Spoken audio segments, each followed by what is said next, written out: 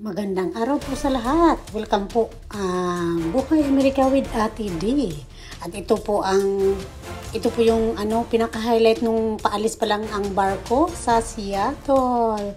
Biruin mo, mayroong mga nagsasayaw-sayaw, parang concert na, ay nako, talagang napakasaya. Hindi mo akalain na talagang nasa barko ka, kasi kung nagfo-focus ka lang dito sa mga show, biruin mo yan, mayroon silang slide, may tumbling pa yan si kuya. Naku, napakasaya po, talaga po akong namangha.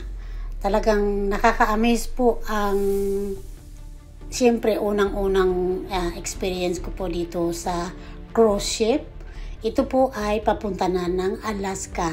So, bukas po or hindi ko po alam kung ano oras kami makakarating sa Alaska. Ayan po, aabangan nyo. Maraming salamat po at huwag pong kalimutan mag-subscribe, mag-like at mag-comment po kayo below. Ayan.